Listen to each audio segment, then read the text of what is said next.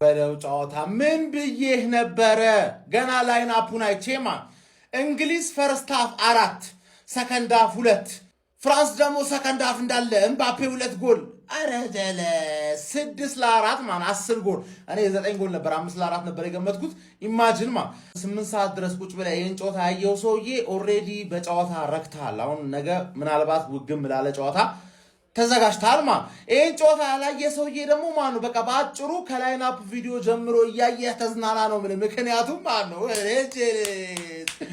ቶማስ ቱሄል የአርሰናል ተጫዋቾች ቢያገቡ ሳካ ሃትሪክ ቢሰራ በዛ በደሰትማ ራይስን እንደዛ ያሰቃየ በማጫንተ ምን አይነት ፈረስ ነው ግን እናቴን ነው እንዳሰጋ ቻምፕ ይሄ ሰውዬ መቼም አይጎዳም እንዳሰጋ ነው ምን ታረጋለህ መሰለ አንድ ወር በቂ ከበቂ በላይ ረፍት አስፈላጊ ከሆነ የኮቨንትሪ ጨዋታ ላይ ስታርት ያደርጋል ራይስ ፈረስ ስታሊያን አንቺ በቃ አርክተሽኛል ሳካ ደግሞ ሃትሪክ ሰራ ምናምን ነገር ቤሊንግሃም አንቺ ቀሽቴዎች ትችያለሽ ብቻ ሳይሆን ቀሽትም ነሽ ነው ምንሽ ገባሽ አይደል ብዙ የሴት አድናቂዎች አሉሽ ኳሱ ለገና ለሳካ ኳሱን ሰጠሽው ምናምን አጨራርሰሽ ሎክዋን ኡፓሚካኖን ጀዝባ አረክሻቸው ኡፓሚካኖ አሲስት አድርጎ ገና ተልጦ ሳይጨርስ ሄደሽ ጨጓራውን በሎንጬ ላጥሽለት ነው ምልሽ ቤሊንግሃም አትቀጥል ዘያ ቤሊንግሃምን ካሁን በኋላ የሚናገር ሰው ከኔ መልስ ይጠብቅ ከባድ አንደርሬትድ የሆነ ተጫዋች እንዴት አባቱ እንደሚችል ይሄና ዲክታተሩን በደንብ አርገህ ሞሪኖ ታስማማቸዋለህ እርግጠኛ ነኝ ቪኒሲየስ ጁኒየርን ለመድፈኛው ውስጥ በቃ አልተዋሃደም በጣም ብዙ የእግር ኳስ ቤተሰብ የደረጃ ጨዋታ መኖር የለበትም ይላል። እኔ በዚህ ሐሳብ አልስማማም። ጀመው እንደዚህ አይነት 5 ስታር በላይ የሆነ ጨዋታ ማለት ነው ቅብርር ያለ ፍጹም የማጥቃት ሂደት የሚታይበት ጨዋታ ልናንችልም በዚህ አጋጣሚ ካልሆነ በቀር በደረጃ ጨዋታ ላይ አንተ እንዴት አባቱ የሚያምር ጥራቱን የጠበቀ ጽድት ያለ ኳስ ነው ያየነው። አንተ ፈርስት ሃፍ ሌላ ቡድን ሀያል ሰከንድ ሃፍ ሌላ ቡድን ሀያል እንዴት ነው የሚያምረው? እንዴ አምርም የጎሎቹ ብዛት ይወላችሁ አሁን አሜሪካ ላይ ቁጥር 1 ተወዳጅ ስፖርት እግር ኳስ እንደሚሆን እንዳትጠራጠር። በተለይ ደግሞ ይሄንን ጨዋታ ካዩ በኋላ ማንዬ ሶከር ማለት ተው ፉትቦል እንደሚሉ ጥርጥር የለኝም ቅንጣት ያክል ማለት ነው። ማንዬ ዋናው ነገር ስታር ቦያችን ሃትሪክ ሰራች ሃትሪክ ቅብረር ያለ ሃትሪክ ነው የሰራው። ያ ብቻ አይደለም ኪሊያን 2 ጎል በማግባት 10 ጎል ይዞ የጎል ልዩነቱን መምራት ጀመረ። ጁዲ ደግሞ ትልቅ ታሪክ ነው የሰራው ጎል በማስቆጠሩ እንግዲህ ስንት ጎል ደረሰ ማለት ነው 7 ጎል ደረሰ። ለማንኛውም ጀሞ እጅግ ያማረ ቆንጆ የደረጃ ጨዋታ ነው የታየው። መቼም ቢሆን የደረጃ ጨዋታዎች ሊቀሩ አይገባም። እኔ በዚህ ሐሳብ አልስማማም። ጀምአው እንዴት አያችሁ ጨዋታውን? ሐሳባችሁን አካፍሉኝ። ጀምአው እንዴት አባቱን ይጣፈጥ ኳስ እንዳየው ዋው! ጨዋታው አርሰናል ከፍራንስ ነው እንዴ? ምንድነው ሊጀመር ሲል እንዴ መነቃቃት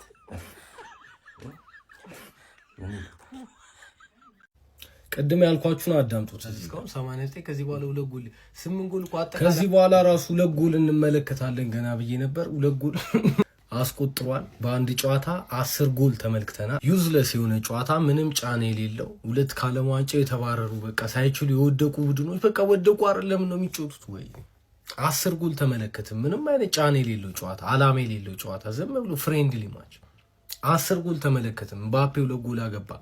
ጁድ ቤሊንግሃምን ጎል አስቆጥሯል። ቀድሞ ቢገባ አስቡት ቅድም እንዳልኳችሁ ነው። እና አሁን ይሄ የሜሲን ጎልደን ቡት በጣም ነው የሚያበሳጨው። ለማንኛውም ይሄ ሌላ ጊዜ ማለት ነው ይሄ ደረጃ ጨዋታ የሚባል ነገር ላይ ጎል ምናምን እንዴ አሁን ዋንጫ ከሚበለው ተጫዋች በላይ እኮ ለደረጃ የሚጫወተው ተጫዋች እኮ ሞር ቻንስ አለው ማለት ነው። ከዚህም በፊት እንደዚሁ ተፈጥሯል። እንደዚሁ ማለት ነው የደረጃ ጨዋታዎች በቃ ኢዚ ናቸው። ፍሬንድሊ ማች በላቸው። ይሄው ብቻ ሜሲ ይሄኛውን ጎልደን ቡቱን ፈጣሪ ከነሳው ዋንጫውን ሊሰጠው ነው ማለት ነው። እኔ ደግደጉን ነው ማስበው ምርጦች። ሜሲ ጎልደን ቡቱን ፈጣሪ ከነሳው ዋንጫውን ሊሰጠው አስብ ይሆናል ፈጣሪ። ስለዚህ ደግደጉን እናስብ። ግን ጎልደን ቡቱንም ሊሰጠው ደግሞ ይችላል። ሜሲ 2 ጎል ነገ ካገባ እንግዲህ አብረው የሚጋሩት ይሆናል ማለት ነው። ይመሻችሁ። የዓለም ዋንጫው ምርጡ ጌም ነው ያመለጣችሁ የተኛችሁ ሰዎች ካላችሁ ማለት ነው እንዳትነሱ። ጧት ላይ ይሄን ተነስታችሁ ይሄን ቪዲዮ እንዳታዩት። 6-4 ምን አይነት ጨዋታ ነው? ኤንድ ቱ ኤንድ እዚህ ይመጣሉ። እንግላንዶች 4-0 እየመሩ ፈርስት አፎቱ ፈርስት ሃይድሬሽን ብሬክ ሲመጣ ፍራንስ 4-3 አድርገው ጨዋታውን ፍራንስ በቃ እኔ ያሸነፈው ምናምን ብዬ እያሰብኩኝ ነበረ። ቤሊንጋም ተቀይሮ ገባ ማለት ነው። የፈጠነ ፔናልቲ ያገኙ። ከዛ እንግላንድ መልሶ 5 አደረጉት። ዴምቤሌ ቀረቀረ። መልሶ ቤሊንጋም ሄዶ ሙሉ ሰው እዛ ላክሯን አሸማቀቀ ሄደ። ምን አይነት ኮንፊደንስ ነው ያለው ይሰው? እግዚአብሔር 7 ጎል ደርሷል ማለት ምባፔ 10ኛ ጎሉን አገባ በዚህ ዓለም ዋንጫ ላይ። ኦሊሴ የፔሌን ሪከርድ ሰበሩ። ማን ሪከርድ በሪከርድ ተሰባበረ ዛሬ ማለት ነው። ለሶስተኛ በሚደረግ ጨዋታ ላይ እንደዚህ ያክል ጎል ገብቶ አያውቅም ኢን ዘ ሂስትሪ ኦፍ ወርልድ ካፕ ማለት 10 ጎል ምን አይነት ጨዋታ ነው? እግዚአብሔር የትኛችሁ ሰዎች አመልጣችኋል? ሳካ ሃትሪክ ሰራ። ማን ምን አይነት ጨዋታ ነው ያየ ነው? በጣም የሚያምር ጨዋታ ገብቷችኋል? ይሄ ጨዋታ ፋይናል ቢሆን ኖሮ ወይኔ ጉዴ! ምን አይነት ጨዋታ ነው? የተኛችሁ ሰዎች እግዚአብሔርን በጣም ያመለጣችሁ። ምን አይነት ጨዋታ ነው? በእግዚአብሔር አንተ ሊያመልጠኝ አስቤው ነበር። እግዚአብሔርን አልዋሽም፣ አስቤው ነበር ልተኛ። 10 ጎል ያለው ጨዋታ 6 ላ ያ እኔ ያለማችን ልበለው ምን ልበለው ምርጡን ካምባክ ልናይ 4-0 ፈርስት ሃፍ ኢንግላንድ መርቶ ሰከንድ ሃፍ 4 አቻ ልናይ ፍራንስ ደረሰ ስንል ኢንግላንድ ያርቋል። ይኸውላችሁ 4-3 ደርሰው 5-3 ሆኖ ዴምቤሌ 94ኛ ላይ ምናምን 5-4 አድርጎት ፍራንስ በቃ ኢንግላንድ ላይ የሚገርም ጫና ፕሬስ እያደረጓቸው ምናምን አቻ ለማድረግ ማለት ነው። ቤሊንጋም ሄዶ እዚህ ወርልድ ካፕ ላይ ግን በቃ ሻይን የሚያደርገው ተጫዋች ብዛቱ ቤሊንጋም ብቻውን ይዞ ሄዶ ዘርሮ ቀስ ብሎ ልባቸውን ስብር የሚያደርግ ጎል ውትፍ ረበስ ሜሲ ከዚህ በኋላ ወፍ ነገ ሃትሪክ ሰርቶ ካላባላቸው በስተቀር ምባፔ ዛሬ 2 ጎል አግብቶ ጎልደን ቡቱን ጠርግ። በጣም የሚለይ ጨዋታ እግዚአብሔርን ፋይናሉንም ነገ እንዲያርግልን። መቼም ግን እንደዚህ አይነት የሰርድ ፕሌስ ጨዋታ አናይም። ፋሚሊ ወርልድ ካፕ ሁለተኛ ስም የሚኖረው ከሆነ ኪሊያን ነው መባል ያለበት። የኪሊያን ወዳጆች በመጀመሪያ ቪዲዮን ኮፒ ሊንክ ፖስት ላይ ከማድረግ ጀምሩት። ይሄ ነገር በጨዋነት ብትመልሱ ደስ ይለኛል። አሁን ሻምፒዮንስ ሊግ ሚስተር ሻምፒዮንስ ሊግ ምናምን CR7 ንጉሱ እንደሚባለው ሚስተር ወርልድ ካፕ መባል አለበት ብዬ አስባለሁ ኪሊያን። ምክንያቱም ብዙ ነገራቶች ወደ እሱ ያደላሉ። ዓለም ዋንጫ ሲነሳ ከማንም ተጫዋች በፊት ቀድሞ ስሙ እሱ ሊነሳ ይገባል ብዬ አስባለሁ። ሜሲ ይነሳል ታንሱ ትችላላችሁ፣ ግን ሜሲ እነሱ አንድ አርጉ በስኪል አይደለም ሰዎች ስታቱ ምናምን ነው የምላችሁ። ሜሲ የዓለም ዋንጫ ሲያነሳ ስንት ዓመት እንደነበር ታውቃላችሁ? 35 36 ካልተሳሳትኩ። ይሄ ልጅ በ19 ዓመቱ ነው 3 የዓለም ዋንጫ ተጫውቷል። በሁለቱ ፋይናሊስት ነው። አንዱን አንስቷል። በሶስተኛው ነው አሁን የደረጃ መጫወት ይቻላል። የሚገርማችሁ ነው 4ኛ ሆኖ የጨረሰው። ሁሉ ነገር ለሀገሩ ላይ ሲሆን ይለያል። እና ይሄ ልጅ የወርልድ ካፕ ኒክኔም ኪሊያን ነው መሆን ያለበት። ይሄ እኔ ስለምወዱ ምናምን አይደለም፣ አገሩ ላይ የተለየ ነገር ስላለው ሚስተር ኪሊያን ይሄ ሻምፒዮንስ ይሄ ወርልድ ካፕ ነው መባል ያለበት። እንዴት ከሜሲ ጋር እኔ አሁን በስኪል አይደለም፣ ምክንያቱም አውቃለሁ ብዙ ነፍጫላ እንደላይ ይቻላልና ኮመንት ላይ እንደዛ እንዳታወዳድሩት። ይሄ ልጅ በዓለም ዋንጫው ላይ ከሱ የተሻለ ስም ልጠሩ የምትችሉ ተጫዋች አለ ብዬ አላስብም። ይሄ ደግሞ ቀጣይ ዓመት ይሄ ቀጣይ ዓለም ዋንጫ ላይ የመድገም ቻንስ አለው። ስለዚህ ከሱ ውጭ ዓለም ዋንጫ ሲነሳ ወደ ጭንቅላታችን ሊመጣ የሚችል ተጫዋች አለ ብዬ አላስብም። እስቲ ይሄ የኔ ስሜት ነው የተሰማኝ ነው። እናንተ ደግሞ የተሰማችሁን ኮሜንት ላይ አስቀምጡ። ግን ዓለም ዋንጫ መጠሪያ ካላት ሌላ ኪሊያን ነው። ከሱ ውጭ ሊጠራ የሚችል ተጫዋች አለ ብዬ አላስብም። የተሰማችሁን ኮሜንት ላይ አስቀምጡ። ለማንኛውም ቪዲዮውን ኮፒ ሊንክ ፖስት ላይክ ማድረግ እንዳይረሳ። አሁን የሆነ ሰው ጠዋት ላይ የማታው ጨዋታ እንዴት ነበር ቢላችሁ እንዴት ነው 10 ጎል ገብቷል ብላችሁ እንዴት ነው የምታስረዱት? ከረፍት በፊት 4 ከረፍት በኋላ 6 ጎል ገብቷል ብላችሁ እንዴት ነው ልታስረዱት ያሰባችሁት? እንዴት ነው የምንነግሩት? ምን አይነት ጨዋታ ነው እንዴ? ግልበጥበጥ ያለ ምን አይነት ጨዋታ ነው? አርሰናል ቨርሰስ ፍራንስ ጋይስ 1 ጎልና 1 አሲስት ሳካ ሃትሪክ ኢዜ 1 አሲስት ምን ይፈልጋል ከዚህ በላይ ምን ይፈልጋል? ወገን ምን ይፈልጋል? ይሄ ጨዋታ እኩል ቢሆን ኖሮ ማለት ነው አቻ ቢሆን ኖሮ የሚያልቀው በጣም ነበር የሚያበሳጭኝ። ቱ ቢሆንስ በጣም ነው የሚያናደው። እንዴ እኔ ጎል እንዳያገባ ከቻለ ኳስ ላይ እንዳይደርስ ልቋጥር ገባሉ። አጅሪው 10 ጎል ይተኛ ነው። አሁን የኔ ጎስ ነገር 2 እና ሃትሪክ ሊጠበቅበት ነው። ከቻለ ሃትሪክ ካልቻለ 2 ሊጠበቅበት ነው። አሁን ከፍ አድርጎት አደረ። ግን ምን አይነት ጨዋታ ነው? ፍራንስ እንዴት ነው ከረፍት በኋላ እንዴት ነው እንደዚህ ግልብጥ ብለሽ የመጣችሁ? ማሊያ ተቀያይራችሁ እንዴት ነው የመጣችሁት? ማይ ስታር ቦይ ማይ ባላንዶር ዊነር እስቲ ስፔንን ወርልድ ካፕ ትብለውና ባላንዶሩን ካልሰጡ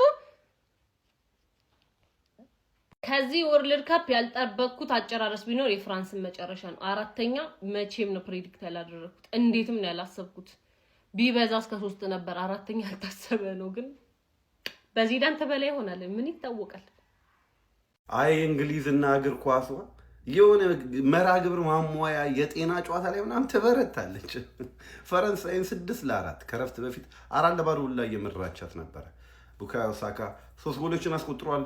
ጁድ ቤሊንግሃም ጎሎችን አስቆጥሯል። ነገር ግን ኪሊያን ምባፔ ሚስተር ወርልድ ካፕ እዚህ ጨዋታ ላይ 2 ጎል በማስቆጠር ኦል ታይም ቶፕ ስኮረር ላይ በ22 ጎል በዚህ ወርልድ ካፕ ያገባቸውን ጎሎች ደግሞ ወደ 10 አድርሷል። ሊዮኔል ሜሲ በ1 ጎል ዝቅ ብሎ ይከተዋል ኦል ታይም ቶፕ ስኮረር ላይ። እዚህ ደግሞ ዋንጫ ላይ ደግሞ በ2 ጎል ሜሲ ይከተለዋል። ሚስተር ወርልድ ካፕ አባቴ ወርልድ ካፕ የሱ ስቴጅ ነው፣ የኪሊያን ምባፔ ነው። ከዚህ በኋላ 2 ወርልድ ካፖችን ይጫወታል። ይሄ ልጅ ስንትና ስንት ጎል አግብቶ እንደሚጨርሰው እንጃ። ወርልድ ካፕ ከዚህ በኋላም ሊበላ ይችላል። ታሪክ ሰርቶ ነው የሚጨርሰው። ወርልድ ካፕ የሱ ስቴጅ ነው። ነገር ግን ቶፕ ስኮረርነቱን ይዞ የሚጨርስ ይመስለኛል። ሊዮኔል ሜሲ ነገ 2 ጎሎችን ካገባ የዚህን ወርልድ ካፕ ቶፕ ስኮረር ይሆናል። 1 ጎል ካገባ ከኪሊያን ምባፔ ጋር ኦል ታይም ወርልድ ካፕ ቶፕ ስኮረር እኩል ይሆናል። ነገ እናያለን። ለእኔ ግን ዓለም ዋንጫውን ንጉሱ ሊዮኔል ሜሲ ቢያነሳና ዲክታተር ሚስተር ወርልድ ካፕ ደግሞ ታፕ ስኮረሩን ይዞ ቢጨርስ የዚህን ዓመት ይገባዋል ብዬ አስባለሁ። ላሳየን ብቃት ኪሊያን ምባፔ። እንግሊዝ ግን ያው የእንግሊዝ ነገር ተው። ቤሊንጋም ግን ምን አይነት ልባም ተጫዋች ነው! እናቴን ይኸውልህ፣ አይታችኋል። ጎል ማስቆጠር እየቻለ ለቡካዮ ሳካ ሃትሪክ እንዲሰራ ሰጠው። ይመችሽ ቤሊንጋም። እኔ ሳካ አንተ ሌላ ተአምር ነው። አንተን የገደለ ቶማስ ቱሄል ነው። የምሬን ነው። እኔ እንግሊዝን ዋንጫ ያሳጣት ቶማስ ቱሄል ነው። ቡካዮ ሳካ ግን ማለት ነው ይመቻት። በቃ የዓለም ዋንጫ ሃትሪኳን ለመጀመሪያ ጊዜ ሰራች። ይመቻት። እስታርቦይ ትችያለሽ ነው የምልሽ። ይመችሽ አቦ። እንቁልልጭ ይህንን ጨዋታ አይቻለሁ። በቃ እስኪ እንደኔ ያያችሁ የተደሰታችሁ ኮመንት ሴክሽን ላይ ጻፉልኝ ያለን ብላችሁ። የምር እኔ ማለት ነው ላይክ 3ኛ ደረጃን ይዞ ለማጠናቀቅ የሚደረግ አይነት ጨዋታ አይመስልም ነበረ። በተለይ ፈርስት ሃፉ 4-0 ኦልሞስት እንግሊዝ መርታ ወጣች። ሰከንድ ሃፍ ላይ ይኸውላችሁ የተፈጠረውን ተመልከቱ ማለት ነው። በጣም ነው የሚያስገርመው። 6 ኦልሞስት አግብተዋል፣ ግን 4 አግብተዋል ፈረንሳዮችም ቢሆኑና የሚገርም ጨዋታ ነበር የተመለከት ነው። ኪሊያን ኤምባፔ ሬከርድ የሰበረበት ከዛም አልፎ ቡካዮ ሳካ የዓለም ዋንጫ የመጀመሪያ ትሪኩን የሰራበት ነበረ ጋይስ ይኸውላችሁና 3 አሲስት 3 ደግሞ ጎሎች አሉት በዚህኛው የዓለም ዋንጫና ቡካዮ ሳካ አሪፍ ቁጥር ይዟል በዚህኛው የዓለም ዋንጫ። በነገራችን ላይ በጎሎች ቁጥር ደረጃ ጨዋታው ከፍ አለ እንጂ በኮምፒቲሽን ደረጃ በተለይ 2 የተለያዩ ምዕራፎች የነበሩት ነው። ሰከንድ ሃፉ የበለጠ የፍራንስ ብሔራዊ ቡድን ዶሚኔሽን የታየበት አይነት ነበረ። ፈርስት ሃፍ ደግሞ እንግሊዝ የተለያየ ምዕራፍ ነበረው እንጂ በኢንቴንሲቲ ደረጃ በጣም የጋለ በጣም እንዲጭፍጭፍ ምናምን የሚያስብል ባይሆንም ግን የጎሎቹ ቁጥር በዛ ላይ ደግሞ ሲቆጠሩበት የነበረው ሞመንት የመጨረሻ ደቂቃ ላይ ጁድ ቤሊንጋም ያስቆጠረው ጎል እያንዳንዱ የሆነ ሚኒንግ አለው እና በጣም የሚያስደስት የ3ኛ ደረጃ ቦታ ለመያዝ የተደረገ ፍጥጫ ነበር በዓለም ዋንጫው። ዲስአፖይንት አልሆንኩኝም እስከዚህ ሰዓት ራስ ቆይቼ እንደውም 30 ደቂቃ ስፈልግ ነበር በግሌ። በጣም ነው ደስ ያለኝ። ቡካዮ ሳካ የመጀመሪያ ዓለም ዋንጫ ትሪኩን አግኝቷል። ኪሊያን ኤምባፔ የሊዮኔል አንድሬስ ሜሲን ሬከርድ አሻሽሏል። ማይክል ኦሊሴ 7 አሲስቶች የፔሌን ሬከርድ አሻሽሏል። እያንዳንዳቸው ቁጥሮች አስገራሚ ነበሩና የምርጡ የዓለም ዋንጫ ጨዋታዎች መካከል በዚህኛው የዓለም ዋንጫ አንዱ ይሄ ነበር፣ ፍራንስ ከእንግሊዝ። እስኪ እናንተ እንዴት አያችሁ? ጻፉልኝ። ኮፒ ሊንክ ሪፖስት ይደረግ። የፕላስ ምልክቷን እየነካችሁ ፎሎ አድርጉ። እንግሊዝ 6 ፍራንስ 4 ምን አይነት ጌም ነበር የተመለከት ነው። በቃ አጥቃይ ለአጥቃይ የሆነ ጨዋታ ማለት ነው። ምንም መፈራራት የሌለው ሁለቱም ቡድኖች ቶታሊ ኦርጋናይዝድ አልነበሩም። በቃ መከላከል የሚባል ነገር የለም። ማጥቃት ብቻ ነበር በሁለቱም ብሔራዊ ቡድኖች በኩል ማለት ነው። በ2026 የዓለም ዋንጫ የደረጃ ጨዋታ እንግሊዝ 6-4 ፍራንስን በማሸነፍ 3ኛ ደረጃን ይዛ ማጠናቀቋን ማራገጥ ትችላለች። ያበደ ጌም ነበር የተመለከት ነው። እንግሊዞች ፈርስት ሃፍ 4-0 መርቶ ነበር የተጠናቀቀው። ከዛ ሰከንድ ሃፍ ደግሞ ፍራንሶች ተሻሽለው ገብቶ ጌሙን 4-3 ማድረግ ችሎ ነበረ፣ አካታተለ ጎሎችን አስቆጥሮ ማለት ነው። ታዲያ 1 ጎል በሚቀራቸው ሰዓት ላይ ማቻ ለመሆን ጉስቶ ጥፋት ሰርቶ እንግሊዞች በፔናልቲ በድጋሚ በቡካዮ ሳካ አማካኝነት አስቆጥሮ 5-4 ማድረግ ችሎ ነበር። በድጋሚ ተስፋ የሚሰጥ ጎል ዴምቤሌ 96ኛው ደቂቃ ላይ አስቆጥሮ የነበረ ቢሆንም 5-4 አድርጓቸው የነበረ ቢሆንም በድጋሚ ነገር ግን እንግሊዞች በጁድ ቤሊንጋም አማካኝነት በድጋሚ ጎል አስቆጥሮ ጌሙን 6-4 ማሸነፍ ችሏል። በዚህ ጨዋታ ላይ ቡካዮ ሳካ ሃትሪክ መስራት የቻለ ሲሆን ሌሎች እንግሊዝ ጎሎችን ደግሞ ማስቆጠር የቻሉት ተጫዋች ዴክላን ራይስ እንዲሁም ኮንሳና ጁድ ቤሊንግሃም ነበሩ። ኪሊያን ምባፔም 2 ጎሎችን ለፍራንስ ማስቆጠር የቻለ ሲሆን በዓለም ዋንጫ ታሪክም 2 ጎሎችን በማስቆጠር የምንጊዜም ከፍተኛ ጎል አስቆጣሪ መሆን ችሏል ማለት ነው። ከዚህ በተጨማሪም በዚህ ጨዋታ ላይ ኦስማን ዴምቤሌም ጎል ማስቆጠር ችሎ ነበረ። ሌላውም ደግሞ የፍራንስ ጎል ማስቆጠር የቻሉት ተጫዋች ብራድሊ ባርኮላ ነበረ። ኤኒዌይ እናንተ ስለ ጨዋታው ምን ትላላችሁ? ያበደ ጌም ነበር የተመለከትነው። የሆነ ባስኬትቦል የሚመስል አይነት ጌም ማለት ነው። 10 ጎሎች ነው የተመለከትነው። ፈርስት ሃፍ ማዝናኝ ነበር፣ ሰከንድ ሃፍ ማዝናኝ ነበረ። በቃ የሚገራርሙ ሙከራዎች፣ የሚገራርሙ ጎሎችን ነበር የተመለከትነው በጨዋታው ላይ። ግን ያው እንደ አንድ ይሄ በጣም ሲሪየስ የሆነ እግር ኳስ እንደሚወድ ሰው ማለት ነው ቶታሊ ሁለቱም ቡድኖች በጣም የደከመ ስትራክቸር ነበራቸው። በጣም የደከመ ማለት ነው። ያው የጌሙ ትርጉም ዝቅ ያለ መሆኑን የሚያሳይ ይመስለኛል። ፍሬንድሊ ጌም ነው የሚመስለው የተጫወቱበት መንገድ ማለት ነው። ስለ ጨዋታ ላችሁን ሀሳብ አጋሩኝ። የፕላስ ምልክቱ መጫን እንዳትረሱ። በሰዋ በኢየሱስ ክርስቶስ ምን አይነት ያበደ የጨለለ ሰከንድ አፍ ነው አይነት ይሄ ያለቀለት ሰከንድ አፍ ነው የተመለከትነው። በኢየሱስ ክርስቶስ ፈርስት አፍ ጭራሽ አልነበሩም ፍራንሶች። ሰከንድ አፍ መጡላ ኢንግላንድ አልነበረችም። ይሄን ነው ስላችሁ የነበረው። ቱዌል ጭራሽ ውጤቱን ማስጠበቅ አልቻለም። እዚህ ጋር ደግሞ ስትመለከቱት አንተ ረጉስቱ ያችን ፎል ባትሰራ ደግሞ ወደ ጨዋታው ተመልሷል። እንደዛም ሆኖ ወረ ተመልሰው ነበር። ሁለት ደቂቃ በሁለት ደቂቃ ውስጥ 3 ጎል ምናምን የሚገባበት አይነት ቻንስ ነው። ሰከንድ አፍ ብቻ 5 ቢግ ቻንስ ፈጥሯል እኮ ነው ብለ ያራዳል። ኦሊሴ አባከን ከአንዱ ለሶስት ኳል በጣም የሚገርመው በዚህ ጨዋታ አሲስት አድርጓል። 7 አሲስት አድርጓል። የፔሊን በ1970 ምናምን የተሰራ ሂስትሪ ነው ብጥስ ያደረገው ማለት ነው። ጀግና የሆነ ተጫዋች ግን ደግሞ አንዱ ለሶስት ኳሶችን አባክን እንዴ ምንድነው ይሄ ልጅ ጎል ጠመመበት እስክል ድረስ ማለት ነው። የሚገራርም ኳሶች ዴምቤሌ ኧረ በስመ አብ ራስ ሹት የምታደርገውን ኳስ ፓስ አደረገው ለአምስት ነጥቅ ነበር የሚያስጠላ ቦታ ላይ ምናምን ከዛ መጨረሻ ላይም ቻሎ በውኖልን ያን ጎል ያስቆጠርከው ማለት ነው። ኪሊያን ምባፔ በዚህ ውድድር ያራዳ ልጅ በቃ ስኬታማ ሰው በዚህ ጨዋታ እሷ ናት። ቲሟ ተሸንፎ 4ኛ ደረጃ ቢያጠናቅቅም እሷ ግን 2 ጎሏን አሲስቷን አድርጋ እላይ ደቅ ብላለች። ጎልደን ያራዳ ልጅ ጎልደን ቡቱን ደቅ አድርጋ ተበሏለች። ግን ጎልደን ቦሉን የማሸነፍ እድል በጣም አለው ማለት ነው። በጣም ነው ያለው። ነገ ሜሲ 2 ጎል የማያስቆጠር ከሆነ ለምሳሌ የግሏ ነው ማለት ነው። ያራዳ ልጅ ቤሊንጋም ምን አይነት ድንቅ ጎል ነው ያስቆጠረው መጨረሻ ደቂቃ። ጎሉን ብቻ አይደለም ተቀይሮ ከገባ በኋላ አይታችሁታል። የፈጠረውን ቻንስ ራኑን ያደርገዋል ከኳስ ጋር እንደ ቤሊንጋም እኔ ፕሮግሬሲቭ ራኖች ምናምን የሚያደርግ አይነት ተጫዋች አላየሁም ጭራሽ ማለት ነው። በጣም ጀግና የሆነች መጨረሻ ላይ ያስቆጠረው ጎል ደግሞ የትም የለም ነው። ገደላቸው አለቃርጫ ግድልን ያደረጋችሁ 10 ጎል ነው የተመለከትን። እስኪ እናንተ ማሳብ አስተያየታችሁን ኮሜንት ላይ ልክ አድርጉልኝ። ይመቻችሁ። 10 ጎል አንዴ የደረጃ ጨዋታ ነው ብለው እንቅልፋቸውን ለተኙ የህሊና ጸሎት እናደርጋለን። ጨርሰናል። ለማንኛውም ፐርፌክት ምን አይነት በዚህ ዓለም ዋንጫ ብዙ ጎል የተቆጠረበት የመጀመሪያው ጨዋታ ሆኗል። 10 ጎሎችን ተመልክተናል። ቡካዮ ሳካ ሃትሪክ ሰርቷል። 6-4 በሆነ ውጤት ጨዋታው ተጠናቋል። መለያ ምት ነው የሚመስለው። ኪሊያን የዓለም ዋንጫው የምንጊዜም ከፍተኛ ጎል አስቆጣሪ፣ የዚህኛው ዓለም ዋንጫ ደግሞ ከፍተኛ ጎል አስቆጣሪ በ10 ጎል መሆን ችሏል። ከረፍት በፊት ሌላ ከረፍት በኋላ ሌላኛው ደግሞ ኦሊሴ የፔሌን ሪከርድ አሲስት በማድረግ የፔሌን ሪከርድ ሰብሮታል። 7 አሲስት ማድረግ ነው የቻለው በዓለም ዋንጫ። ግላዲያተር በቃ ግላዲያተር በሉት። ኪሊያን ያገባል። ምንድነው ሊዮ ሜሲ ተበለጠ። አሁን ነገ ይጫወታል፣ ግን ነገ ደግሞ ስፔን ናት። ስፔን ቀን ሙሉ ኳሱን ትይዟለች። ሜሲ እንዴት ነው የሚያገባው? ለማንኛውም እስኪ ምናየው ይሆናል። ለማንኛውም በ2 ጎል በልጧታል ሊዮኔል ሜሲ የምንጊዜም የዓለም ዋንጫው ከፍተኛ ጎል አስቆጣሪ፣ ሌላም በተጨማሪ ደግሞ የዚህኛው የዓለም ዋንጫ ከፍተኛ ጎል አስቆጣሪ መሆን ችሏል። ፐርፌክት ማች። ለማንኛውም እንደምትመለከቱት ራይስ አስቆጠረ፣ ከዛ ኮንስ አስቆጠረ፣ ከዛ በኋላ ደግሞ ሳካ ጁድ ቤሊንጋም መጨረሻ ላይ አስቆጠረ። ለፈረንሳይ ደግሞ ባፔ ባርኮላንና ዴምቤሌ ማስቆጠር ችሏል። ጨዋታው 6-4 በሆነ ውጤት ተጠናቋል፣ አልቋል። በቃ ቻው። 10 ጎል ነው በዚህ ጨዋታ የተቆጠረው። ለሶስተኝነት ደረጃ የተደረገው ጨዋታ ላይ ኢንግላንድና ፍራንስ ባረጉት ላይ እንግዲህ 10 ጎል አስቆጥሯል። ሳካ ሃትሪክ ሰራ። ሳካ ለአርጀንቲናው ጨዋታ ቤንች የነበረው ተጫዋች ሃትሪክ ሰራ። ኪሊያን 2 ጎል አስቆጥሯል። ከዛ በተጨማሪ ደግሞ ኪሊያን የምንጊዜው ከፍተኛው ጎል አስቆጣሪ ሆኗል በዓለም ዋንጫውና ይሄ ለራሱ ታሪክ ነው የሰራው። እንግዲህ ሳካም ሃትሪክ ቀላል አይደለም። በዓለም ዋንጫው የሚገራርሙ ሪከርዶች ነው በዚህኛው ጨዋታ ላይ የተመዘገበው። ማይክል ኦሊሴም እንግዲህ የምንጊዜም ከፍተኛ አሲስት አድራጊ ሆኗል በዓለም ዋንጫው። እንግዲህ በአንድ ቶርናመንት 7 አሲስቶችን ማድረግ ችሏል። ፔሌ 6 ነበር፣ እሱን ተረክቦት አሁን እንግዲህ 7 አድርጓል። ይሄ ጨዋታ በጣም ክሬዚ ነበረ። ኢንግላንድ 4-0 ስመራ ነበር። ከዛ በኋላ ነው 3 ጎል ተቆጥሮባት 4-3 ሆነ። 5ኛ ጎል አስቆጠረች። ከዛ 4ኛው ጎል አስቆጠሩ። 6ኛ የገባውና የሚገርም ጨዋታ ነበረ። ይሄ ፍጻሜ ቢሆን አሪፍ ነበር። ፍጻሜ ቢሆን ያምራል፣ ግን ያበረ ጨዋታ ነበር። ፈረንሳይ ከእንግሊዝ የሚገርም ጨዋታ። እንግሊዝ ፈረንሳይ 6-4 በማሸነፍ እንግዲህ የ2026 የዓለም ዋንጫ 3ኛ ደረጃነትን መያዝ ችላለች። ሰከንዳ ፈረንሳይ ከ4-0 መመራት 4 እኩል የምትመጣ ይመስል ነበር። 4-3 ሆነው ከዛ በኋላ ሳካ እንግዲህ መጨረሻ ላይ ፔናልቲ አግብቶ 5-3 ሆኗል። ከዛ በኋላ ፍራንስ አገባ 5-4 ሆኑ። ከዛ በኋላ ቤሊንጋም አግብቶ 6-4 በአጠቃላይ 6-4 ፍራንስ በእንግሊዝ ተሸንፋለች። ጨዋታው ያል በመለጣችሁ ሰዎች እውነት በቃ ማየት የነበረባችሁ ጌም ነው። ከዛ ፈርስት ሃፍ እንግሊዝ ዶሚኔት አደረገ። ከዛ ሰከንድ ሃፍ ካምባክ የሚሰራ ይመስል ነበር። ነገር ግን እንግሊዝ እንግዲህ ማሸነፍ ዩናይትድ በማይታወቅ ሲም ሲገረፍ፣ እኛ ደግሞ ፈረንሳይ ነኝ። አርሰናሎች ወዳጅነት ጨዋታ አደረግን። ሳካ 3 ጎል አገባ። ራይስ 1 ጎል ኢዜ አሲስት አደረገ።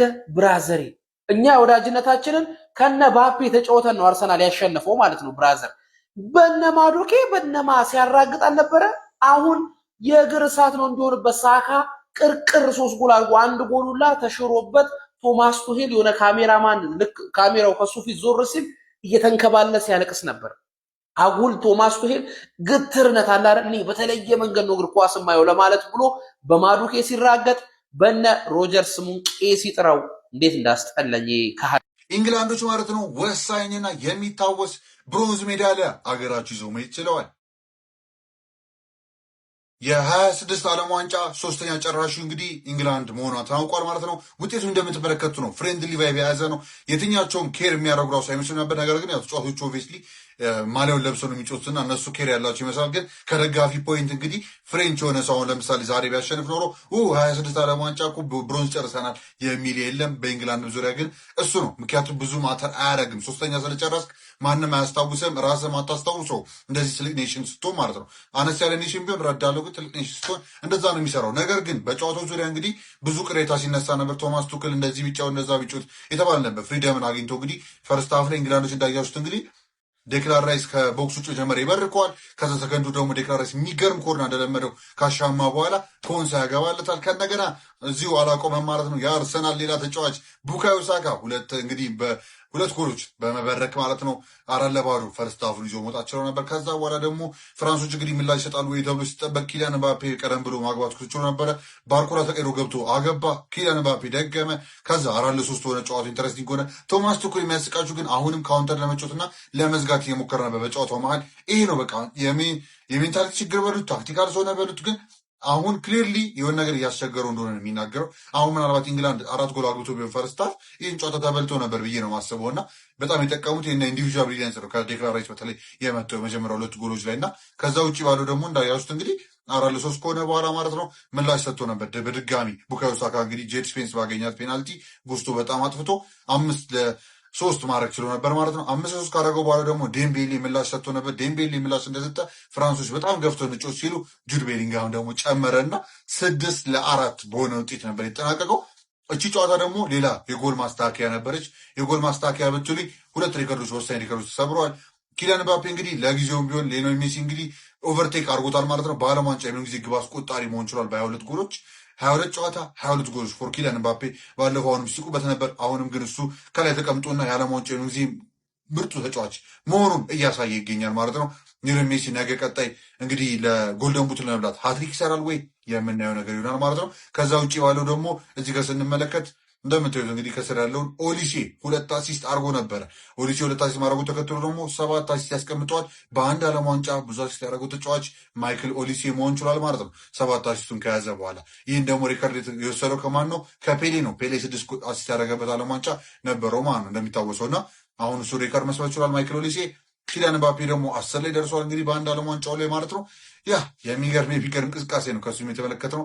በጄ ደግሞ ከተመለከትነው በጣም የሚገርም ላይ ያለው ኪሊያን ምባፔ ራሱ እና ያ ፍራንስ ከኢንግላንድ እናንተ ከዚህ ጨዋታ ምን ታያችሁ? እንደ ፍሬንድሊነቱ ለመናገር ብዙ የሚወራበት አለ። ይሄ ታክቲክ እንደዚህ ሆኖ እንደዛ ሆኖ የምትሉት አይደለም። ነገር ግን ፍሪደም ቢያገኙ ኢንግላንዶች ራሱ እንዴት አይነት አቅም እንደነበራቸው አሳይተዋል ብዬ አስባለሁ። ከእንደገና ደግሞ በፍራንስን በኩል እንደምታዩት እንግዲህ መጀመሪያው ካለ ፍላጎት ከማነስ ይመስለኛል ሳየው ፍራንስ በቃ ፍላጎት አልነበራቸው መጀመሪያ ግን ኪሊያን ምባፔ ነበራቸው። ለምንድነው ጎላቸውን ለማስተካከል። ከኋላ ያሉት ግን እንዳያሉት ብዙም ጥሩ አልነበረም። ኮናቴም ላክራ ምናምን ማንን ዲፌንድ ማድረግ አልችልም። እዚህ ጋር አላሻችሁ ጥሩ አልነበራችሁም። በአጠቃላይ ማይናንም የሚገባበት ኳስ በቃ ተንጠባጥቦ ምናምን ዲፌንሱ ጥሩ የተከላከል አይደለም። ኤኒዌይስ ግን ዛሬ ኤምሪን በድሎታል ብዬ ነው ማሰቡ። ዛሬ ጨዋታ ጠብቀ ዛሬ ማሰለፍ ዴሾምስ ብዙ ነገር ይናገራል ስላንተ። ራቢዮ ዛሬ ማሰልፈዋል እሱ ምንም የሚገርም ሰው ነው። ብቻ ያ ያለው ነገር ይህን ይመስላል ማለት ነው። እናንተ ከጨዋታ የተመለከታችሁን ኮመንት ማስቀመጥ እንዳይረሳ፣ ፕላስ መጫ እንዳይረሳ። እንደተለመደው ኮፒ ሊንክ የሚደረግ ቀጣይ እስክንገናኝ ድረስ ይመቻችሁ። በስመ አብ ምን አይነት ጨዋታን የተመለከትነው ጋይስ። እንግሊዝ 6 ፈረንሳይ 4 10 ግቦች የተቆጠሩበት የደረጃ ጨዋታን የተመለከትነው። ቡካዮ ሳካ ጥቁሩ አልማዝ እንግዲህ አትሪክ መስራት ችሏል። በነገራችን ላይ ቶማስ ቱሄል ለአርጀንቲና ጨዋታ ለምን ቡካዮ ሳካን እንዳላስገባው በእርግጠኝነት ትጸጸትበታለህ ብዬ አስባለሁ። ኪሊያን ምባፔ እንግዲህ እንዳያገባ ቋጠርኩኝ ግን አልቻልኩም። 2 ግቦችን አስቆጥሯል። በዚህም እንግዲህ ሊዮኔል ሜሲን በመብለጥ የዓለም ዋንጫው የምንጊዜም ከፍተኛ ግብ አስቆጣሪ ሆኗል። የኮከብ ግብ አስቆጣሪነቱንም እየመራ ይገኛል ማለት ነው። ሊዮኔል አንድሬስ ሜሲ የፍጻሜው ጨዋታ ላይ ቢያንስ ሃትሪክ መስራት አለበት ወይም ደግሞ 2 ግቦች ማስቆጠር ይጠበቅበታል ማለት ነው። እንግዲህ ጨዋታው የደረጃ ጨዋታ መሆኑን ተከትሎ ምንም አይነት ጫና አልነበረበትም። በጣም ጸድ ጨዋታ ነበር። ይህ ጨዋታ ያመለጣችሁ ሰዎች እንግዲህ የህሊና ጸሎት ያስፈልጋችኋል። እጅግ በጣም የሚያዝናና ጨዋታ ተመልክተናል። እግር ኳስ ላለፋችሁ የህሊና ጸሎት ያስፈልጋችኋል። ምን አይነት ጨዋታ፣ ምን አይነት ፉክክር! የሶስተኛ ደረጃነት ጨዋታ ሳይሆን የፍጻሜ ጨዋታ ነበር የሚመስለው። ድንቅ ፉክክርን ያካሄደው ጨዋታ በኢንግላንድ 6-4 አሸናፊነት በእናት ሀገር ኢንግላንድ በጣም ስለምወዳቸው ማለት ነው። ቡካዮ ሳካ የአርሰናሉ ፈርጥ ሃትሪክ መስራት ችሏል። እንዲሁም ደግሞ ጁድ ቤሊንጋም ምን ብዬ ልንገራችሁ፣ ቃል የለኝም። ያገባውን ጎል እዚህ ጋር መመልከት ትችላላችሁ። በስማም እንዴት ድሪብል አድርጓቸው! በቃ በጣም አስገራሚ ጁድ በጣም ትችላለ። እንዲሁም ደግሞ ኮከብ ጎል አግቢነቱን ኪሊያን ምባፔ በ2 ጎሎች በልጦ ከሊዮኔል ሜሲ፣ ያው ሜሲ ነገ አንድ ቀሪ ጨዋታ አለው፣ በ10 ጎሎች የወርልድ ካፑን ዛሬ ሪከርዱን ይዞ አምሽቷል። በጣም ድንቅ ፉክክር የነበረበት ፈርስት ሃፍ ላይ 4-0 ኢንግላንድ መርታ፣ ከዛ 4-3 አድርገው፣ ከዛ በኋላ አምስተኛ ኢንግላንድ 5-3 አድርጋ ከእንደገና 5-4 አጥብባ ነበር ፈረንሳይ።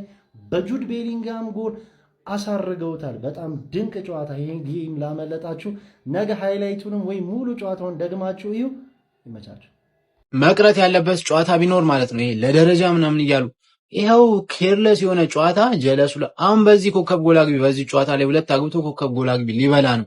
ኧረ ይሄ መቅረት አለበት የምር። ወይ ደግሞ ስኮሩ ምናምን መቆጠር የለበትም። አለቀ። ሁለቱም ኬርለስ ሆነው ነው የሚጫወቱት። ዓለም ዋንጫው ላይ 10 ጎል እስካሁን አልገባም። በአንድ ጨዋታ ይኸው ገባ። ሊያውም የሀገር ኳስ ተስቶ እኮ ነው። የሀገር ኳስ ተስቶ 10 ጎል ገብቷል። ሳካ ሃትሪክ ሰርታለች። ለሷ ደስ ብሎኛል። ግን ማለት ነው በቃ ይሄ ለደረጃ ምናምን እያሉ የሚያገማማቸው መቅረት ያለበት ጨዋታ ይሄ ነው። በቃ ኬርለስ ሆነው ነው የሚጫወቱት። ጭራሽ ኢንግላንድ ፈርሳ በቤንች ነበር የገባችው። ጀለስ ሰከንድ ሃፍ ከ4-0 4-3 2 አገባ ምናምን በለጣት ሜሲን። እሷስ ነገ ታገባለች ችግር የለም። ግን ማለት ነው ይሄ ለደረጃ ምናምን እያሉ የሚያጫውቷቸው መቅረት አለበት ብዬ አስባለሁ። እስኪ በእኔ ሀሳብ የምትስማሙ ኮሜንት ላይ ይመቻችሁ። አዜ የሆነ ጨዋታ